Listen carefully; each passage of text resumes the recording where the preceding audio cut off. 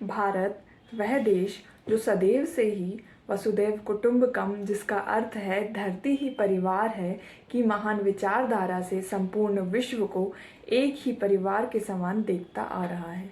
इसी सोने की चिड़िया कहे जाने वाले और विश्व बंधुत्व की भावना रखने वाले महान देश में ही विश्व की सबसे प्राचीन सिंधु घाटी सभ्यता का जन्म हुआ। भारतवर्ष सनातनों की भूमि है और इसने सभी धर्मों को अपनाया है। गौतम बुद्ध और महावीर का जन्म यहीं हुआ। जैन और बौद्ध धर्म की जन्मभूमि भारत ही है। भौगोलिक तथा सांस्कृतिक विविधता से संपन्न होने के कारण ही विश्व विख्यात हिंदुस्तान में हमेशा से ही आक्रमणकारियों की बुरी नज़र रही है। सिकंदर से लेकर मुगलों और अंग्रेजों तक का सामना हमारे वीर सपूतों ने डटकर किया है। पोरस का सिकंदर से बहादुरी से आमना सामना और चंद्रगुप्त का एक शत्रु भारत में उत्तर से दक्षिण और पूर्व से पश्चिम साम्राज्य स्थापना करना, फिर चाणक्य जैसे महान गुरु, अर्थशास्त्र के रचयिता, नालंदा विश्वविद्यालय और भारत जो सर्वोत्तम शिक्षा पद्धति के लिए जाना जाता था, इत्यादि विशेषताओं को हम कैसे भुला सकते हैं। विदेशी आक्रमणकारियों ने भारतीयों पर अत्याचार किया और हमेशा से ही यहाँ की धरोहर को लूट कर ले जाना चाहा। औरंगजेब ने हमारे मंदिरों को तोड़ा, अंग्रेज़ों ने हमें कई वर्षों तक गुलाम बनाकर रखा। आखिरकार 1857 की क्रांति की चिंगारी जल उठी। तात्या टोपे, मंगल पांडे, लक्ष्मीबाई, नाना साहेब जैसे न जाने कितने क्रांतिकारियों ने, भारत माँ के वीर पुत्रों ने अपने प्राण न्योछावर कर दिए। तो क्या हुआ? उन अंग्रेजों ने हमारी आज़ादी की पहली लड़ाई को दबा दिया। संघर्ष तो अभी जारी ही था, क्रांति अभी थमी नहीं थी, आज़ादी की कहानी शुरू ही हुई थी।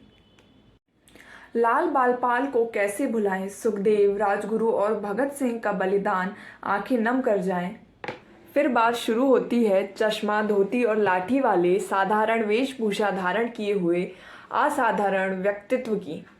सुभाष, तिलक, बिस्मिल, गांधी, पटेल, नेहरू, अंबेडकर, इन सभी का हमारी देश की आज़ादी में महत्वपूर्ण योगदान रहा है।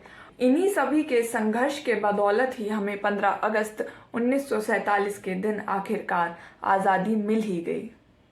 आज़ादी प्राप्ति के बाद ही हमारा संघर्ष समाप्त नहीं हो गया था। आज़ादी तो केवल एक शुरुआत ही थी, ये तो केवल पहली सीढ़ी ही थी।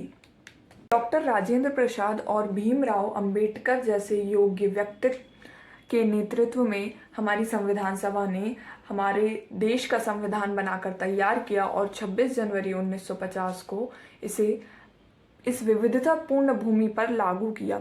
आज तक भारत विश्व को कुछ ना कुछ देता ही आ रहा है और लगातार बुलंदियों को छू रहा है। चाहे बात आर्यभट्ट की हो, शून्य की खोज की हो, या रामानुजन जैसे महान गणितज्ञ की हो, इसरो की हो, DRDO की हो, भारत लगातार विज्ञान और गणित के क्षेत्र में प्रगति करता ही जा रहा है। कश्मीर से लेकर कन्याकुमारी तक और कच्छ से लेकर अरुणाचल प्रदेश तक भारत का विस्तृत भौगोलिक स्वरूप विश्व को विविधता में एकता का संदेश देता है व सजीव उदाहरण प्रस्तुत करता है। इस बुलंदी को छूने में हमारे देश के युवाओं की महत्वपूर्ण भूमिका यदि रहे तो देश के विकास के लिए ये बहुत ही पॉजिटिव पॉइंट होगा। यदि हम सब मिलजुल कर एकीकृत होकर हिंदू मुस्लिम धर्म जाति पाति का भेदभाव ना करें और मिलजुल कर प्रगति के पथ पर अग्रसर होकर हमेशा संघर्षरत रहें और अपनी अपनी स्किल्स का अच्छे से उपयोग करें तो भारत को विश्व गुरु बनने से कोई नहीं रोक सकता।